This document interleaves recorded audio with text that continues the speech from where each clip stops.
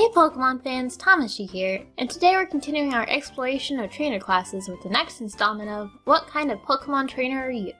If you missed the last episode, this is a series dedicated to helping trainers figure out what kind of trainer class they would fit into, if player characters were assigned a trainer class based on the kinds of Pokemon they raise, or just their real-life hobbies. It's meant to be a fun little role-playing guide to help enhance the Pokemon playing experience, and doesn't have any bearing on how the game plays mechanically.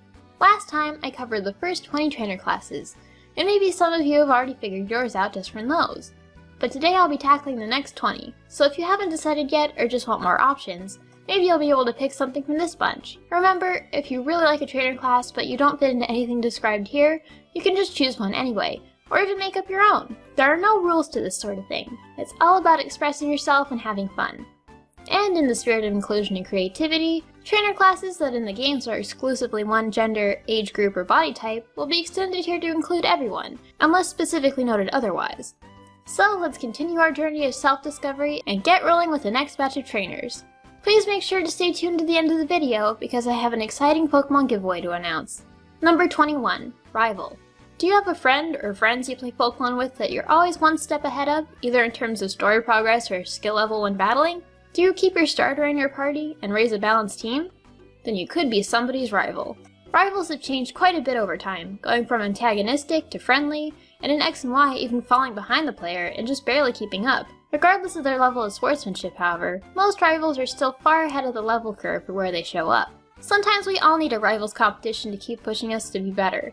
So if you enjoy rubbing your progress in the face of your friends, you could be a rival. Number 22, Rocker or Shocking Girl.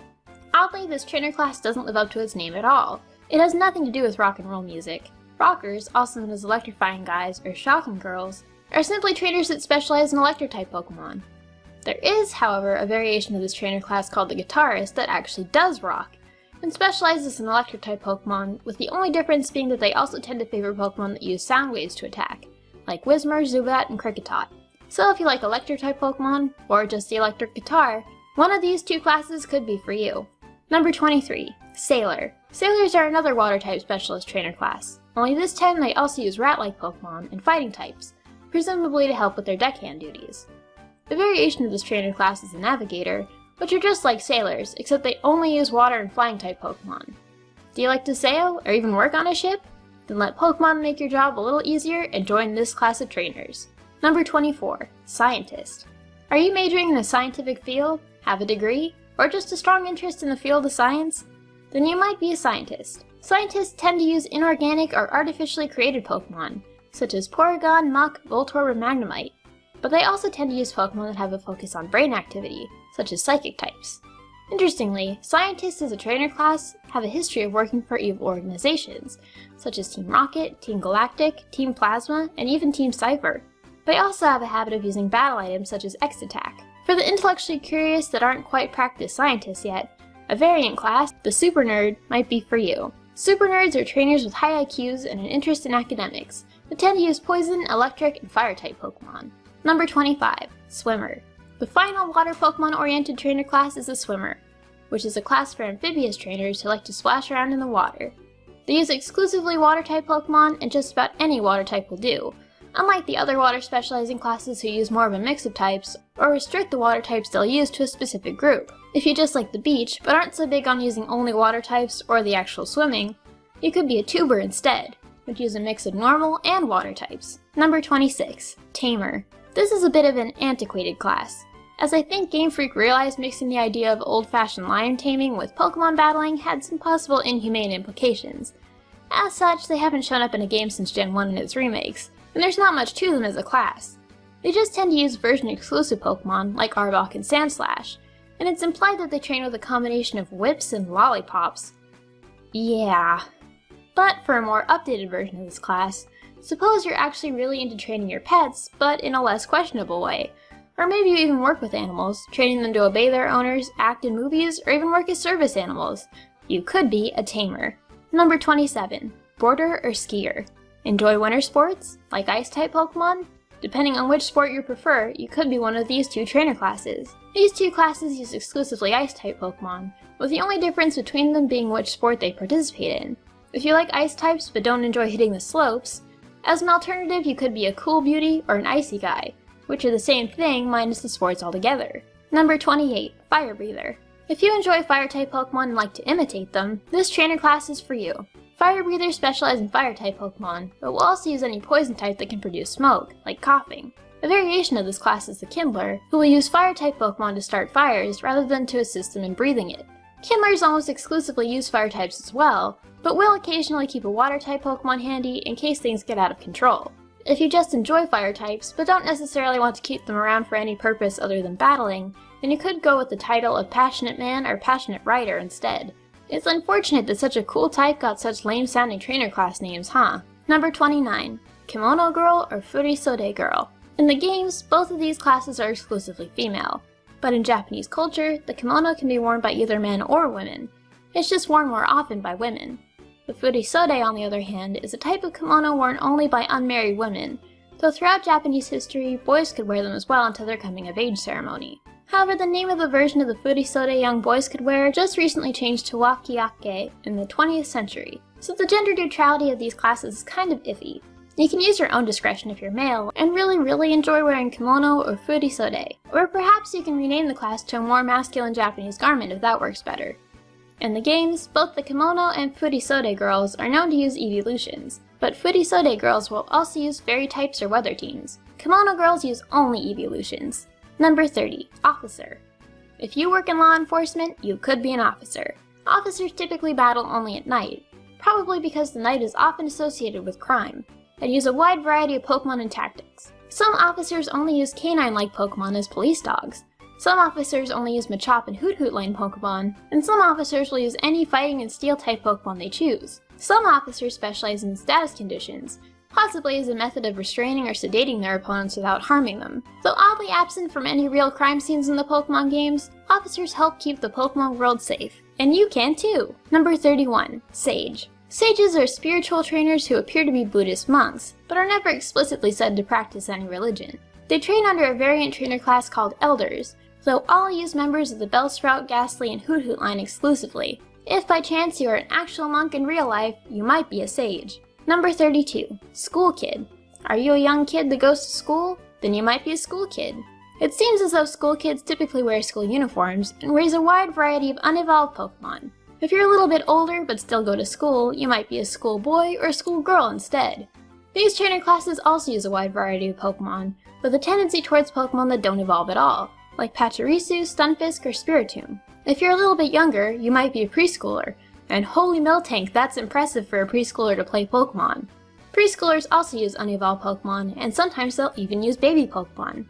Someday these guys might grow up to be super nerds or eventually scientists, but most likely they'll all grow into something beyond academics, as people often do when they finish school. Number 33, Teacher. Of course, there can't be school kids without teachers. In most cases, teachers typically raise normal and grass-type Pokemon, with the occasional variation here and there. But there are lots of teachers that raise all sorts of different Pokemon with no real connecting trend other than their profession. If you teach really young kids, you could be a nursery aide instead. Nursery aides will also typically stick to normal and grass types, but much like teachers, there are exceptions, and some will even specialize in evolutions, starters, or dragon-type Pokemon. Number 34, Siblings. If you tend to team up and battle with your siblings, there are lots of different options for you. You can go with sis and bro sis, bro and sis, close siblings, 3 brothers, 3 sisters, 2 sisters and a brother, 2 brothers and a sister, mysterious sisters, mysterious brothers. If you want to get the parents involved, it can be a Pokefan family, an artist family, a Belle and Pa. You can go by your last name like the Winstraits or the Riches, twins, twin brothers, twin sisters, the list goes on and on. I actually happen to know a lot of families that play Pokemon together, including my own, so this is a fun option for those close-knit groups. Number 35, Mystical Man or Mystical Woman. Do you love legendaries? Do you collect them, research them, track them all down? Then you could be a mystical man or woman. This class's only defining characteristic is the catching and using of legendary Pokemon. A variant of this class is the Collector, who, rather than legendaries, only catch and reuse version exclusive or rare Pokemon. If you love showing off your catches, then these classes might be for you. Number 36, Aroma Lady or Sprout Trainer. Each type has a class or 2 dedicated to it, and this is one for the grass types. Aroma Ladies or Sprout Trainers specialize in grass-type Pokemon, with a very occasional bug type thrown in for pollination. They often smell very nice from spending so much time around their scented Pokémon.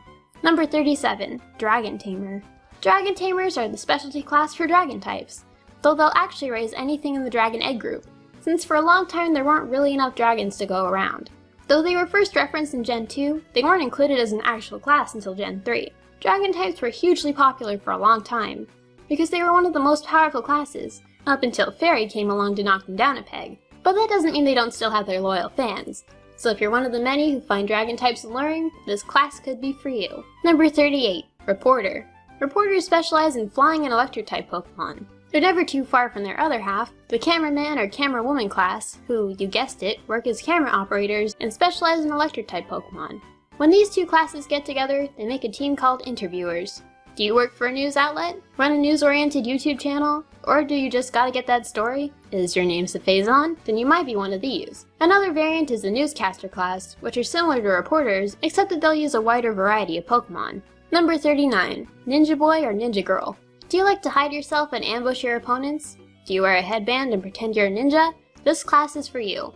In the Japanese version, they're actually called Make-Believe Ninja, so it only applies to those who are not ninjas that would like to be.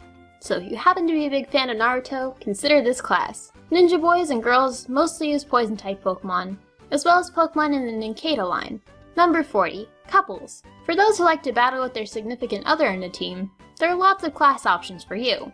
You could be a cool couple, an old couple, a mature couple, a May-December couple, which might sound kind of odd, but they're named for their combination of types rather than the length of their relationship. A young couple, honeymooners, a punk couple, or if you're nuts about your boo but would rather battle solo, you can adopt the trainer class Guy or Girl in Love. You can even make up your own name for your own special pairing. Fun fact, there's a young couple in Heart Gold and Soul Silver that, I kid you not, use an Onyx and Cloyster. That's all we have time for today, but join me next time for the final group of trainer classes. For those of you who stuck around to the end, I have a Pokemon trading card game giveaway. One lucky winner will receive all 3 of the Kalos Power Tins, each featuring their respective Kalos starters EX card, Greninja EX, Chestnut EX, and Delphox EX. They also all come with 4 TCG booster packs. All you have to do to enter is answer the following question in the comments below. What's your favorite card in the Pokemon X and Y TCG series? Just comment with your answer on this video and you'll automatically be entered to win. Unfortunately, the contest is for US residents only. Thanks for watching, good luck winning all these Pokemon cards, and don't forget to click here to subscribe for more Pokemon videos. See ya!